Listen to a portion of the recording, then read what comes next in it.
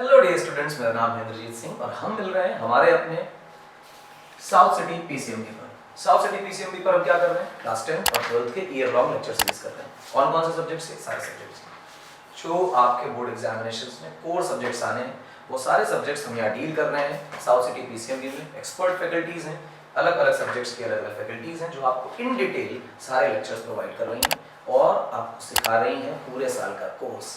किस तरह सिखा रही हैं?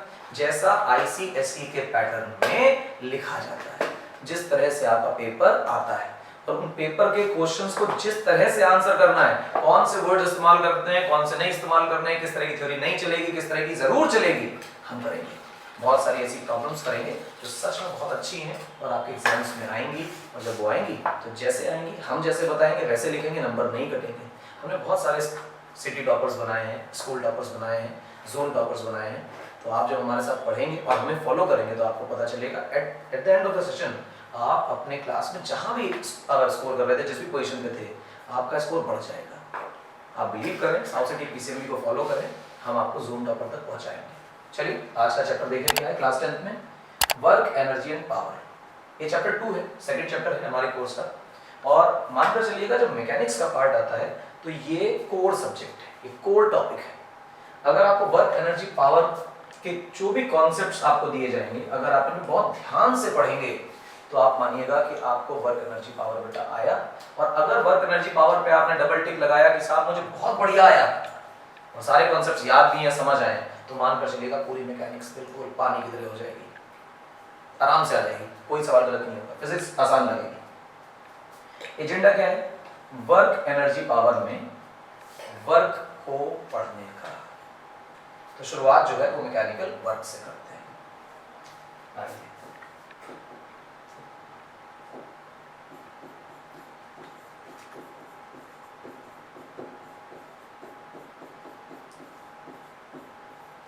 मैकेनिकल वर्क ले जाइए भाई, मैकेनिकल वर्क अपना ऊपर। क्या होता है मैकेनिकल वर्क? यहां से काम शुरू करते हैं। तो सबसे पहले देखिए मैकेनिकल वर्क क्या है। वर्क बहुत तरह का है, आपका मेंटल वर्क भी हो सकता है, हमें उससे मतलब नहीं। हम मैकेनिकल वर्क को इस तरह समझना चाहते हैं कि वर्क एक ऐसी एंटिटी है, वर्क एक ऐसी चीज है, एक ऐसा प्रोसेस है जिससे हम किसी एक बॉडी से दूसरी बॉडी में एनर्जी ट्रांसफर करते हैं। मतलब हम किसी एक बॉडी से दूसरी बॉडी में एनर्जी ट्रांसफर करना चाहते हैं, तो हम कहते हैं कि जो एनर्जी ट्रांसफर करने का तरीका है ये वर्क कहलाता है। ठीक है मेरी बात? तो work basically one kind of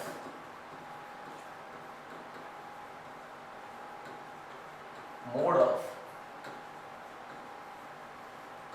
energy transfer, किसी तरह का एनर्जी ट्रांसफर का मोड, एनर्जी ट्रांसफर का तरीका वर्क है। समझे मेरी बात? यानी एनर्जी ट्रांसफर करने के एक तरीके को वर्क बोला गया। क्या और भी तरीके होते हैं? जवाब है हाँ। कैसे होते हैं बताते हैं। Modes of energy transfer.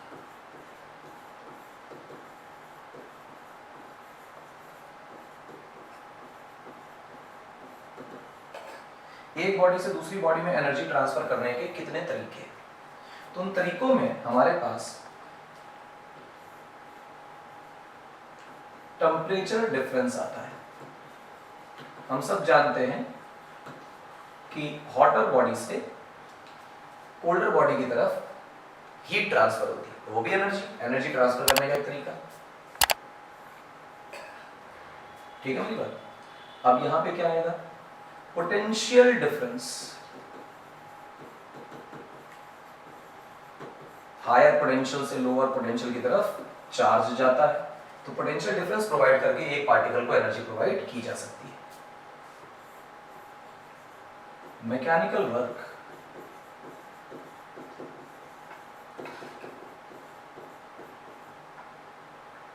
और ऐसे बहुत सारे दूसरे तरीके, मैं और पे चर्चा नहीं कर रहा हूं, इन तीन पे कर रहा हूं। हमारे कोर्स में तीनों आएंगे। इलेक्ट्रिसिटी वाले चैप्टर में ये आएगा, कैलोरीमेट्री वाले चैप्टर में ये आएगा और वर्क, एनर्जी, पावर वाले चैप्टर में मैकेनिकल वर्क आ रहा है। अच्छा, यानी कि ये मैकेनिकल एनर्जी को ट्रांसफर करता है। ये कौन सी एनर्जी होती है? वही पोटेंशियल और काइनेटिक जो तुम जानते हो, वही है हमारी मैकेनिकल एनर्जी और ये मैकेनिकल वर्क है। तो समझें कि मैकेनिकल वर्क क्या है।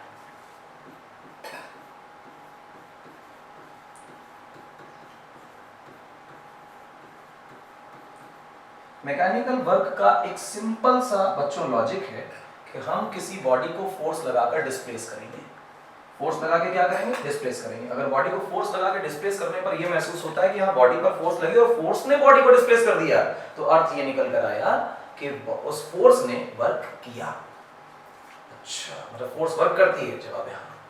मैकेनिकल वर्क का बेसिक आइडिया आपको निकालना है कि अगर वर्क आप करना चाहते हैं तो उसका मतलब है कि फोर्स लगाकर का मतलब अप्लाई करके बॉडी डिस्प्लेस करना।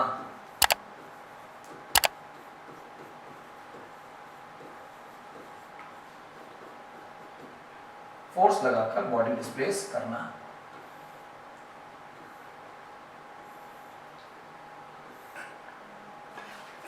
अच्छा, अब मैकेनिकल वर्क को बेटा बहुत ध्यान से देखो। अब इस मैकेनिकल वर्क की डेफिनेशन कैसे लिखी जाती है? जो मैं लिख रहा हूं उसको बहुत इत्मीनान से देखना, ऐसा ही लिखोगे तो नंबर नहीं कटेंगे। If a body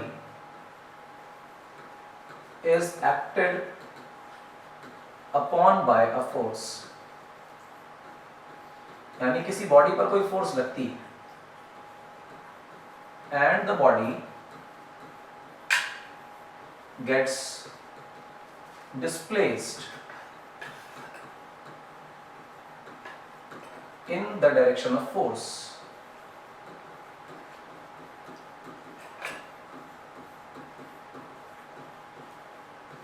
then the force is said to be doing work.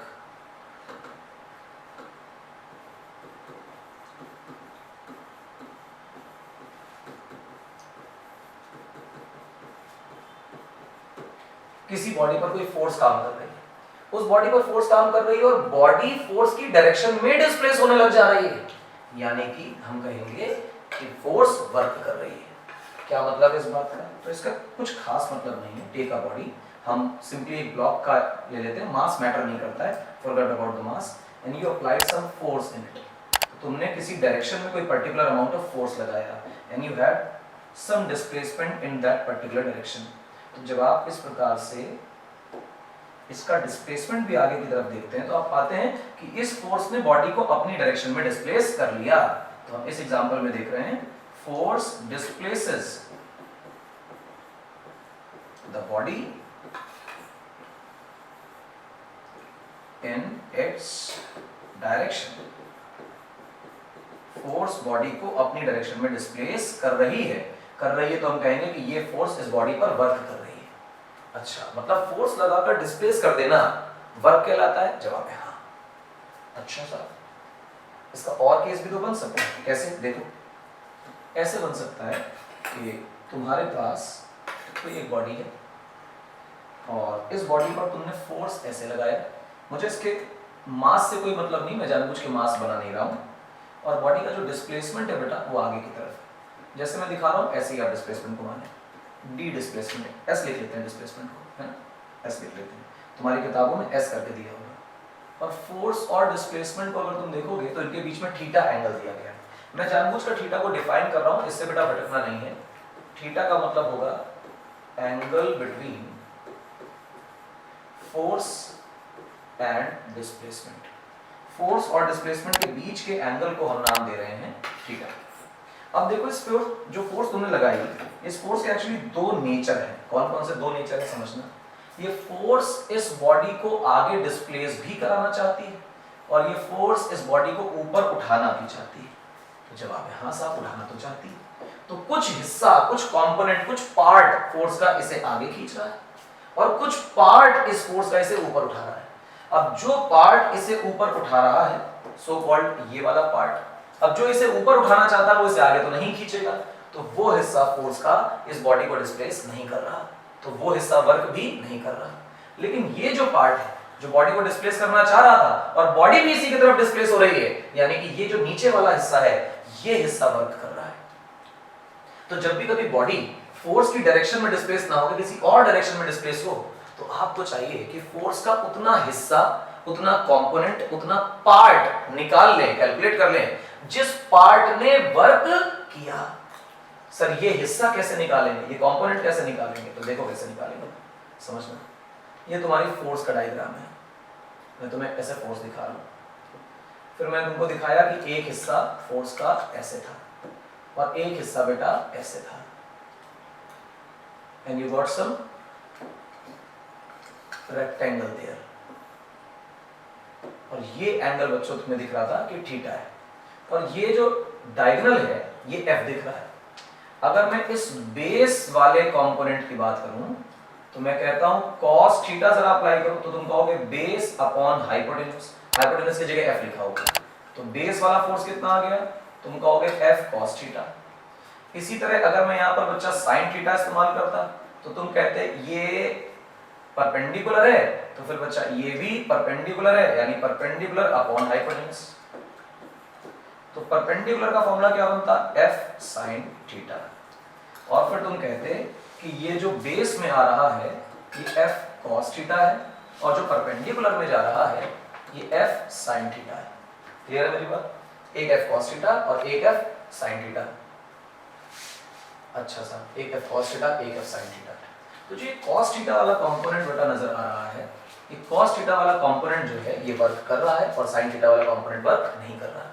तो जब तुम ऐसे समय पे वर्क लिखने की कोशिश करोगे कि वर्क क्या है, तो तुम वर्क लिखोगे f cos theta into s, ये तुम्हारे लिए वर्क बन गया। क्या बात कर रहे हो, हाँ ये वर्क है। तो अब वर्क का एक जनरल फॉर्मूला बना, ये थीटा को बदलते जाओ, खेल खेलते जाओ। तो जब दोबारा से करते हैं, एक बॉडी बनाई जाएगी, इस बॉडी पर एक फोर्स लगाया जाएगा, इस फोर्स के बाद इसका डिस्प्लेसमेंट कराया जाएगा। हम जानबूझकर चीजों को कॉम्प्लिकेट नहीं करेंगे, इस वजह से सिंपली इसे f लिख देंगे, इसे s लिख देंगे, दोनों के बीच के एंगल को मेरे बच्चों थीटा बोल देंगे। और ये बोलने के बाद कहेंगे कि बताओ जरा वर्क का फॉर्मूला क्या है, तो हम कहेंगे f cos theta into s। तो ऐसा ना करके कोई बच्चा ऐसे लिख देगा कि f s cos थीटा है, कोई परेशानी है किसी को, तो हम कहेंगे नहीं कोई परेशानी नहीं।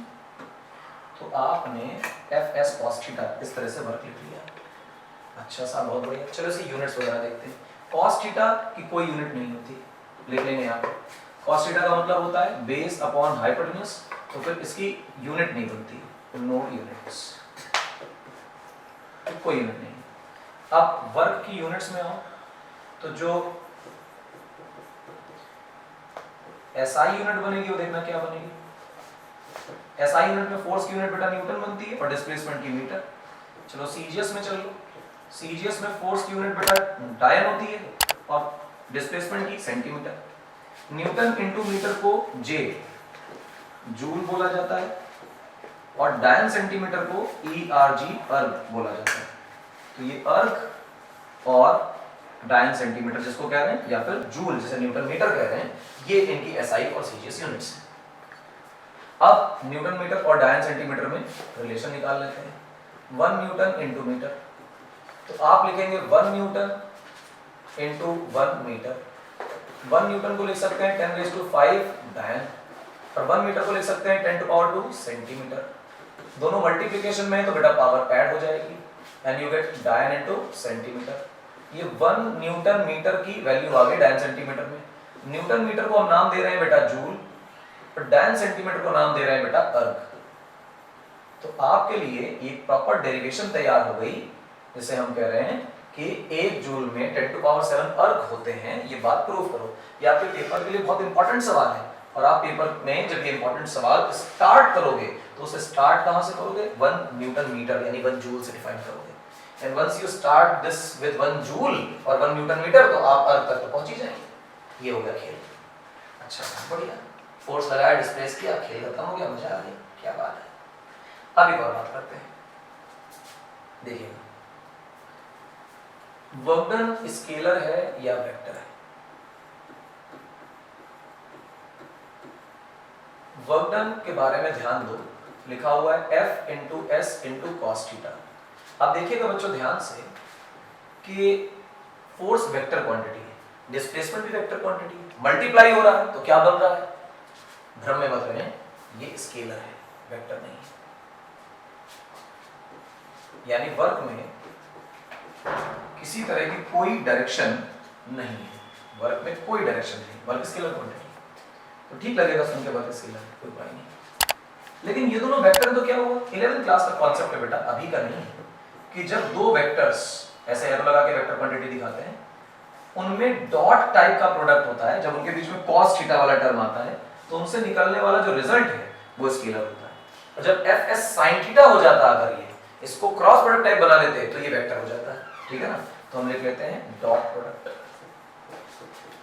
दो वेक्टर्स का इस तरह का प्रोडक्ट या मल्टीप्लिकेशन जिससे निकलने वाला रिजल्ट स्केलर होता है, तो वो कहलाता है डॉट प्रोडक्ट। और उस डॉट प्रोडक्ट के नतीजे से हमारे पास वर्क डन आता है। तो चलो देखिए बेटा, अगर वर्क हमारे पास, तुमने कहा कि सर स्केलर निकला, तुमने कहा ठीक है स्केलर निकला। स्केलर के पास दो बातें हो सकती है, हर क्वांटिटी के पास दो बातें हैं, एक तो मैग्नीट्यूड और एक डायरेक्शन। तो तुम तुरंत कहोगे सर ये मैग्नीट्यूड और डायरेक्शन तो वेक्टर के चोचले हैं, स्केलर में मैग्नीट्यूड पे तो टिक लगाते हैं, डायरेक्शन में क्रॉस लगाते हैं, यानी हमारे वर्क के पास किसी प्रकार की कोई डायरेक्शन नहीं है। डिस्प्लेसमेंट की डायरेक्शन है, फोर्स की डायरेक्शन है, एनर्जी ट्रांसफर की कोई डायरेक्शन नहीं है, उसका कोई सेंस नहीं है। किसी एक बॉडी से दूसरी बॉडी में जा रही है, हम उसको कोई डायरेक्शन नहीं बताते, हम नहीं बताते वर्क की डायरेक्शन क्या है, डायरेक्शन का कोई लॉजिक नहीं है। वर्क का कैलकुलेशन बस इतना बता रहा है कि what amount of energy is being transferred from one body to other body.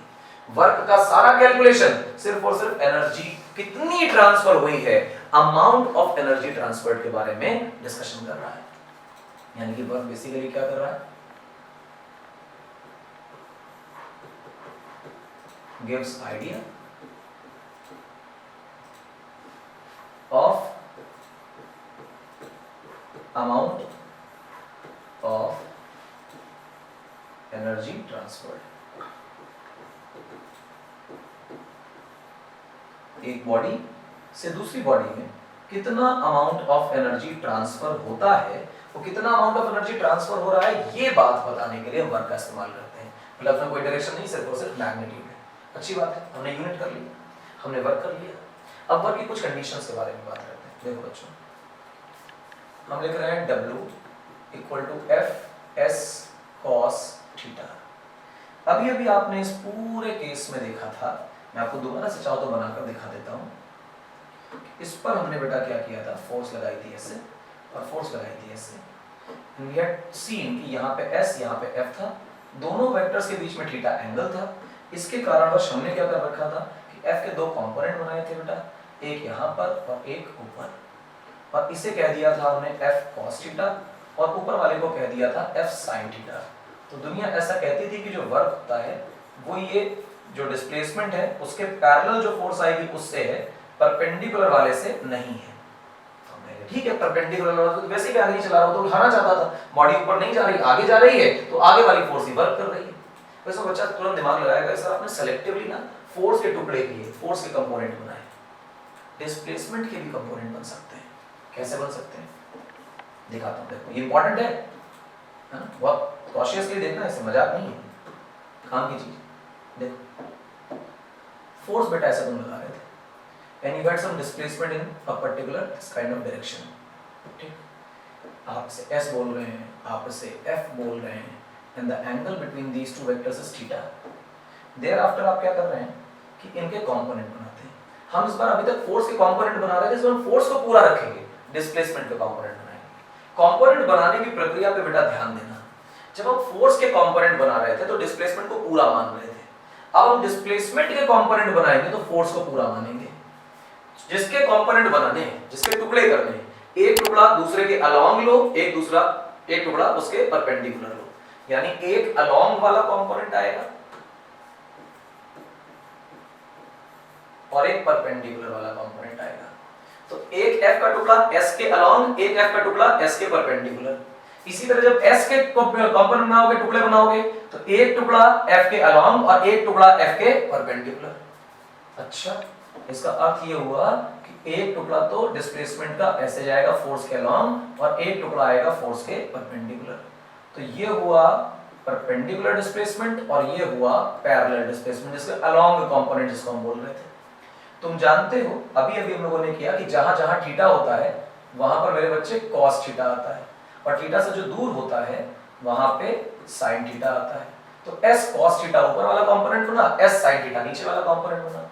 और अब यहां से अगर हम देखें F equal to F S into S cos theta, तुम देखो डिस्प्लेसमेंट कैसे हो रहा है।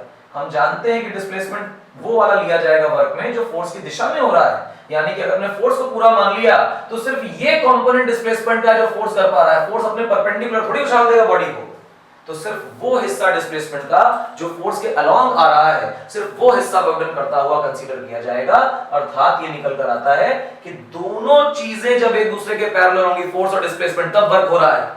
और अगर वो एक दूसरे से किसी एंगल पर है तो चुपचाप से किसी एक के कंपोनेंट को दूसरे के अलोंग बना लो या किसी दूसरे के कंपोनेंट को पहले के अलोंग बना लो, और ये दोनों चीजें मल्टीप्लाई होकर वर्क देंगी। एक दिशा में लेकर आओगे तब वर्क मिलेगा। अगर एक दूसरे के परपेंडिकुलर है, आप देखिए यहां पर डिस्प्लेसमेंट का परपेंडिकुलर कंपोनेंट बेकार हो गया और यहां पर फोर्स का परपेंडिकुलर कंपोनेंट बेकार हो गया। वो फोर्स और डिस्प्लेसमेंट जो एक दूसरे के परपेंडिकुलर होते हैं उनसे वर्क का कोई लेन देन नहीं होता।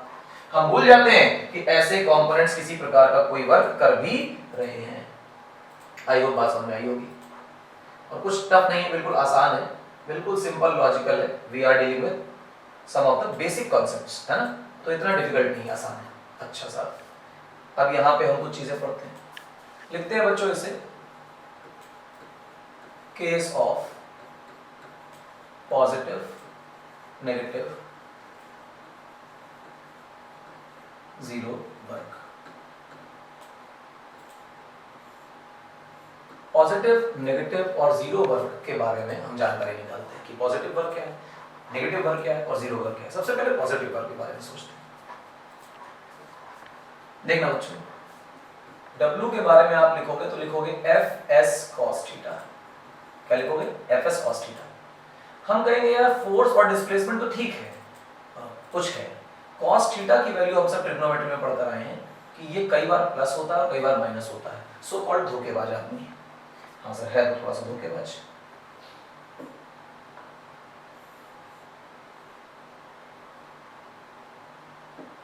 अगर ये आदमी थोड़ा सा भी धोखेबाज है तो देखो, थीटा की वैल्यू 0 या 0 से बड़ी हो और 90 से छोटी, बहुत इत्मीनान से देखना, मैंने यहाँ इक्वालिटी ली है, यानी 0 काउंट किया जा सकता है, और यहाँ इक्वालिटी नहीं ली है, मतलब इस कंडीशन में 90 काउंट नहीं होगा। मुझे थीटा को यानी एंगल को 90 से छोटा ही लेना है, वो 89.9 क्यों ना हो, 90 नहीं लेना है। अच्छा, ऐसे समय पे जो cos थीटा होता है वो पॉजिटिव वैल्यू देता है। ये सब हम लोग ट्रिग्नोमेट्री में मैथ में पढ़ के आए हैं, ठीक है ना। तो बेसिक ट्रिग्नोमेट्री का ज्ञान है जो हम यहाँ इस्तेमाल कर रहे हैं। क्या है कि अगर थीटा की वैल्यू 0 है तो भी ठीक, और 0 से बड़ी है तो भी ठीक, लेकिन कब तक ठीक? 90 से छोटे तक। 90 तक नहीं, 90 से छोटे तक। साहब 90 से कम रखना है, चाहे जितना कम और कम रखना है। ऐसे समय पे cos थीटा पॉजिटिव आता है। अब क्योंकि cos थीटा पॉजिटिव है तो साहब वर्क डन भी कैसा है? पॉजिटिव। इसकी फील नहीं आई, अब आएगी। देख फोर्स, देख डिस्प्लेसमेंट, ये फोर्स और देख ये डिस्प्लेसमेंट, दोनों के बीच का एंगल, और तेरा एंगल जो है वो 90 से छोटा है कि नहीं? अगर एंगल 90 से छोटा है तो जो साफ दिखाई देगा कि इस फोर्स का एक कंपोनेंट डिस्प्लेसमेंट के अलोंग आएगा और एक कंपोनेंट डिस्प्लेसमेंट के परपेंडिकुलर। जो परपेंडिकुलर है मुझे उसे पढ़ने की आवश्यकता है ही नहीं, मैं इसे छोड़ देता हूं। यही वो कंपोनेंट है जो डिस्प्लेसमेंट को लॉजिकली क्रिएट कर रहा है। क्लियर है मेरी बात? अब तुम देखो, क्या फोर्स की दिशा में ही बॉडी का डिस्प्लेसमेंट हो रहा है? हाँ, यानी body displaces in the direction of force. तो हम यहां लिख देते हैं बेटा, देखना क्या, body displaces in the direction of force। Body force की डायरेक्शन में डिस्प्लेस हो रही है, जिस तरफ फोर्स लग रही है बॉडी वहीं जा रही है, और इसी वजह से हम इसे पॉजिटिव वर्क कह रहे हैं। इसका मतलब है कि जब भी पॉजिटिव वर्क कहा जाएगा तो दिमाग में बत्ती खड़केगी कि साहब जिस दिशा में फोर्स लगी थी उसी दिशा में डिस्प्लेसमेंट हुई थी। इसके अलावा भी कोई केस होता है क्या? आओ देखें।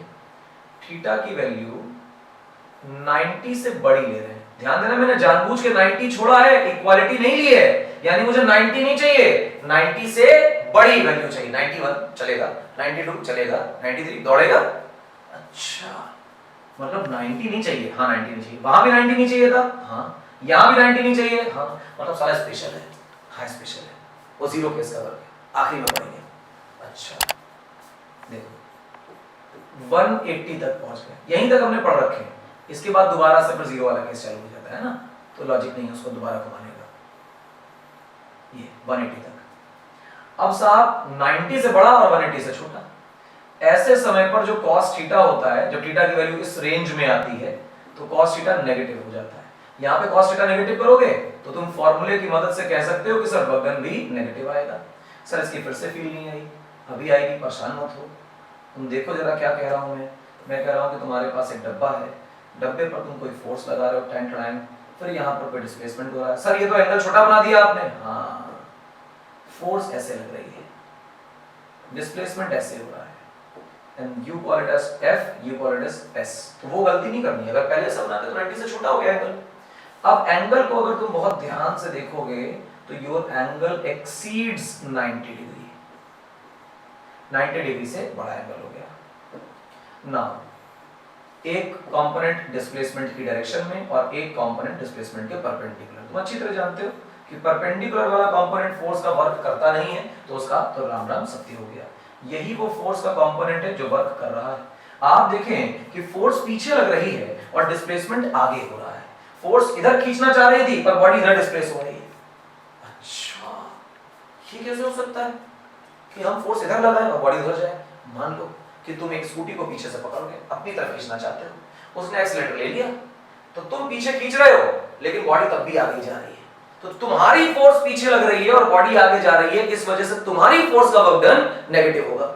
वो गाड़ी की फोर्स का वर्क डन तो पॉजिटिव है। मैंने गाड़ी की बात नहीं करी, मैंने तुम्हारी फोर्स की बात करी। जो तुम पीछे खींच रहे थे वो तुम्हारी फोर्स का वर्क डन नेगेटिव है। हाँ, हमारी फोर्स का वर्क डन नेगेटिव है। अच्छा, इसका मतलब ये हुआ कि थीटा की वैल्यू 90 से बड़े होने पर body displaces in the direction opposite to that of force. पूरा लिख देते हैं, देखो, body displaces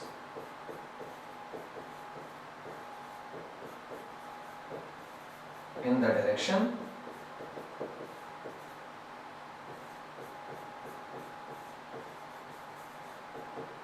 opposite to that of force। Force के ऑपोजिट डायरेक्शन में जाती है, यानी कि इस जगह पे फोर्स ही बॉडी को ड्राइव कर रही है और इस जगह पर हम फालतू फोर्स लगा रहे हैं। वो तो कहीं और जा रहा था, हम उसे ड्राइव नहीं कर पा रहे हैं, हम खुद ही खींचते चले जा रहे हैं, यानी फोर्स लगाने वाला आदमी ही खींचता चला जा रहा है। अच्छा, ये नेगेटिव पॉजिटिव वर्क का मतलब है? जवाब है। तो इसका मतलब ये हुआ कि अगर मैं एक ब्लॉक ले लूं और ब्लॉक से कहूं कि तुम्हारा मास m है, तो ब्लॉक खुश हो जाएगा। ब्लॉक के खुश होने के बाद कहा जाएगा कि तुम अगर हवा में लटके हो तो तुम्हारा अपना वेट mg है जो डाउनवर्ड्स काम कर रहा है। 9th क्लास में पढ़ा है हमने ये। हाँ, मान लो कि ऊपर की दिशा में कोई फोर्स लगाया जाए और कहा जाए कि F एक्सटर्नल है। हाँ, और बॉडी का डिस्प्लेसमेंट मान लेते हैं कि ऊपर की दिशा में, ये बॉडी का डिस्प्लेसमेंट है, समझ पा रहे? ये डिस्प्लेसमेंट है S।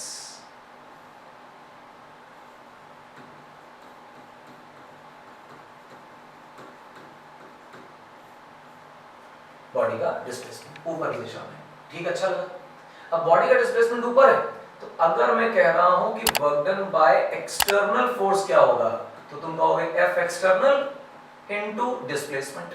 सर पॉजिटिव है या नेगेटिव है? तो तुम्हें कुछ और लगाने की जरूरत नहीं है, cos थीटा sin थीटा सोचने की जरूरत नहीं है। पॉजिटिव है नेगेटिव है बताना इतना आसान है। तुमने कहा कि अच्छा पॉजिटिव नेगेटिव बताना है, बताओ फोर्स कहां लग रही है? ऊपर। डिस्प्लेसमेंट कहां हो रहा है? ऊपर। दोनों एक ही दिशा में कि ऑपोजिट दिशाओं में? एक ही डायरेक्शन में यार। जब दोनों एक ही डायरेक्शन में होगा तो वर्क डन कैसा आएगा? Super duper positive. सारी पॉजिटिविटी कमरे में फैली हुई है, आपके पास स्क्रीन से बाहर निकल कर आ रही है, वर्क डन पॉजिटिव।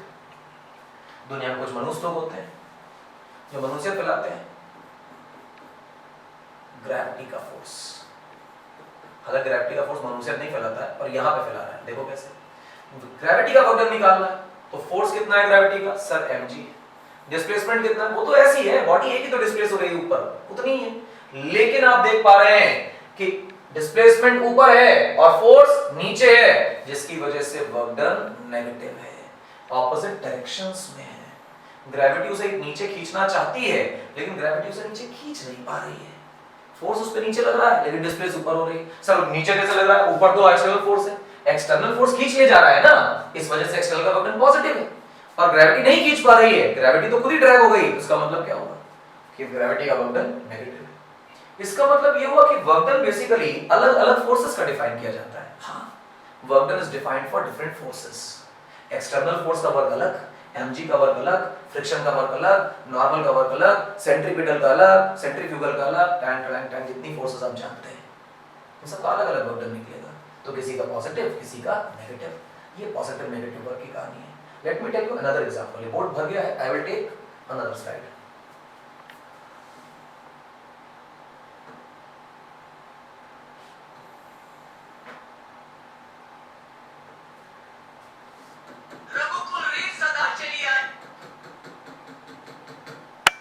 ये बेटा आपके लिए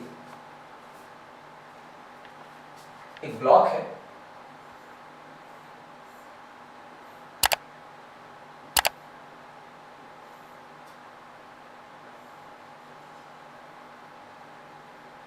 ये है छोटू नाम का बच्चा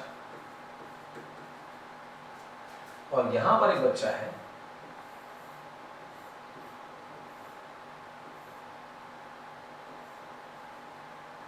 मोटू नाम का बच्चा।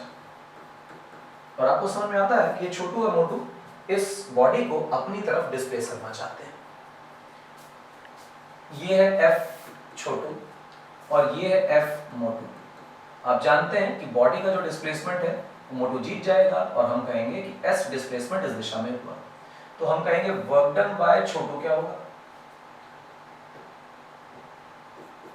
Work done by Chhotu equal to F of Chhotu into displacement. और वर्क डन बाय मोटू क्या होगा? तो work done by Motu is F of Motu into displacement. Sir कौन पॉजिटिव कौन नेगेटिव? तो हम कहेंगे यार छोटू का वर्क डन नेगेटिव है, फोर्स लेफ्ट में लग रही है, डिस्प्लेसमेंट राइट में हो रहा है। थीटा भी 180 देख सकते हैं, थीटा 180 है तो लॉजिकली cos 180 -1 होता है, -1 की वजह से कॉमन सेंस है कि वो नेगेटिव वर्क हो जाएगा। और इसका वर्क डन कैसा होगा बेटा? पॉजिटिव। आप देख पा रहे हैं कि जहां डिस्प्लेसमेंट वहीं फोर्स थीटा 0 है, थीटा 0 तो cos 0 +1 होता है, +1 होने की वजह से वर्क डन पॉजिटिव है। पर मैं आपको cos थीटा से प्लस माइनस नहीं दिखाना चाहता हूं, मैं दिखाना चाहता हूं कि फोर्स की डायरेक्शन देखकर और डिस्प्लेसमेंट की डायरेक्शन देखकर आप ऑपोजिट सेंस और सेम सेंस की डायरेक्शंस समझ पाते हैं नहीं समझ पाते हैं। अगर आपको देखकर समझना आ गया तो आपको cos थीटा की जरूरत नहीं पड़ेगी, ट्रिग्नोमेट्री की जरूरत नहीं पड़ेगी, आप नेगेटिव और पॉजिटिव नेचर देखकर बता पाएंगे और ये आना चाहिए। अच्छा, मतलब ऐसे पॉजिटिव नेगेटिव निकालते हैं? हाँ ऐसे निकालते हैं। जीरो वर्ग भी तो था, वो तो पढ़ाया ही नहीं। आओ जीरो वर्ग देखो।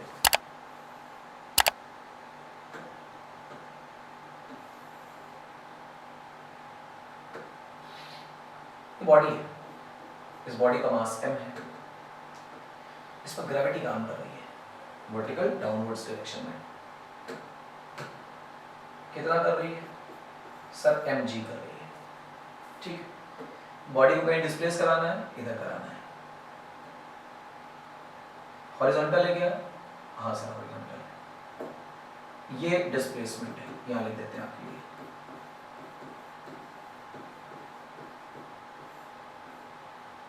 अच्छा, ये कैसा है बच्चों?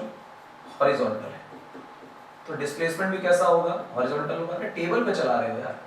और ग्रेविटी सबको पता है, दुनिया कहीं की कहीं हो जाए, ग्रेविटी वर्टिकल डायरेक्शन में ही काम करती है। आप कुछ भी कर लें, आपके करने से कुछ नहीं हो रहा है, धरती माता फिक्स है, वर्टिकली खींचेंगे।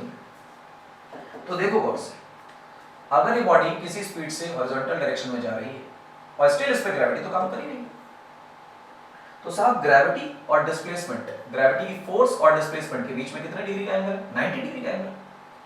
तो आप ऐसा कहेंगे कि वर्क डन बाय ग्रेविटी के बारे में सोचो, तो हम कहेंगे ग्रेविटी की force mg into displacement s। पर सर cos थीटा का फंक्शन का है दोनों के बीच में एंगल कितना है?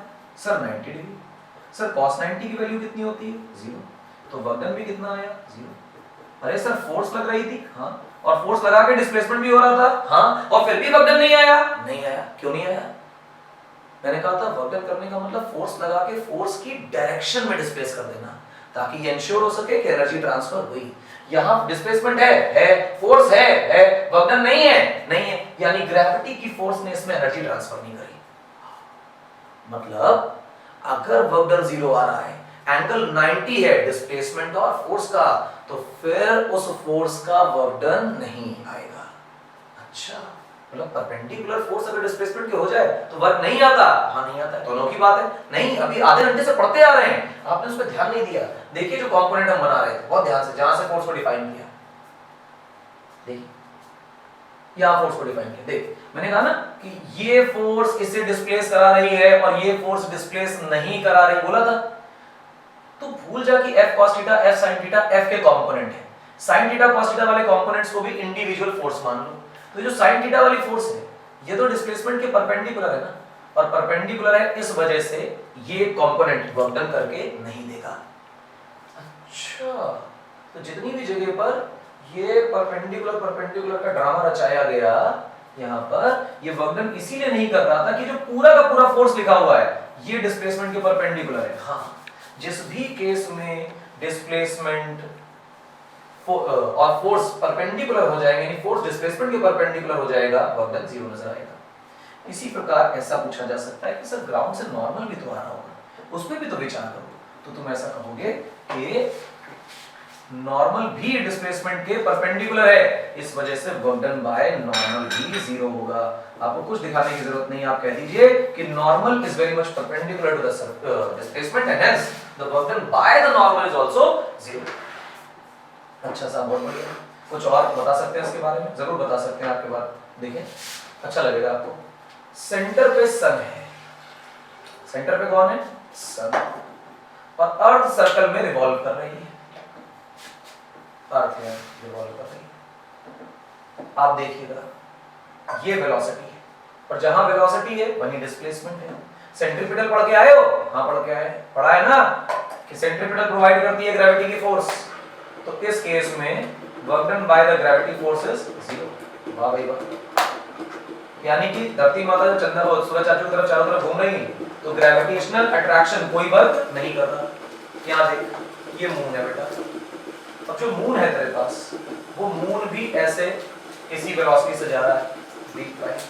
और यहां भी तू देखेगा कि तेरे पास सेंट्रीपिटल फोर्स आएगी, और सेंट्रीपिटल फोर्स तो परपेंडिकुलर रहेगी ग्रेविटी की, तो वर्क डन बाय ग्रेविटी फिर से क्या हुआ? 0। अरे वाह, यानी जितने केसेस में फोर्स और डिस्प्लेसमेंट परपेंडिकुलर मिलेगा, उन केसेस में वर्क डन 0 आएगा, अर्थात एनर्जी का ट्रांसफर नहीं होगा।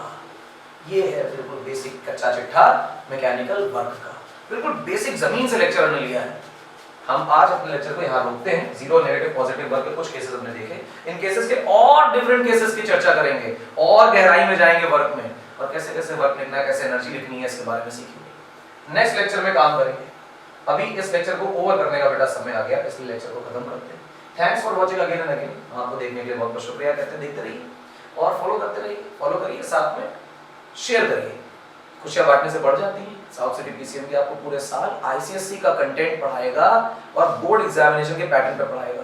आपको आईसीएससी का पैटर्न कहीं नहीं मिलेगा, कहीं इस बोर्ड को फॉलो नहीं किया जाता। छोटा सा बोर्ड है, बहुत कम स्टेट्स में है, बहुत कम सिटीज में है, इसलिए बच्चे बहुत अच्छा क्वालिटी कंटेंट गेन नहीं कर पाते, और वो मेंटरशिप भी गेन नहीं कर पाते जो उन्हें मिलनी चाहिए। तो हम यहाँ पर आईसीएससी को टारगेट कर रहे हैं, उन बच्चों को टारगेट कर रहे हैं जिन्हें उनकी जरूरत का कंटेंट नहीं मिलता। बहुत डिटेल डिस्कशन करेंगे, बहुत सारे जोन टॉपर्स हमने बनाए हैं ऑफलाइन बैचेस में, ऑनलाइन बैचेस में आपको हम यहाँ पे बनाएंगे। फॉलो करते रहिए साउथ सिटी पीसीएमबी को। मिलेंगे अगले लेक्चर में वर्क, एनर्जी, पावर के और डिटेल कॉन्सेप्ट के साथ। आई होप लेक्चर समझ आया होगा, मजा भी आया होगा। एक बार देखा है, दोबारा देखिएगा, जिंदगी भर याद रखेंगे। मिलेंगे नेक्स्ट लेक्चर में वर्क, एनर्जी, पावर के साथ।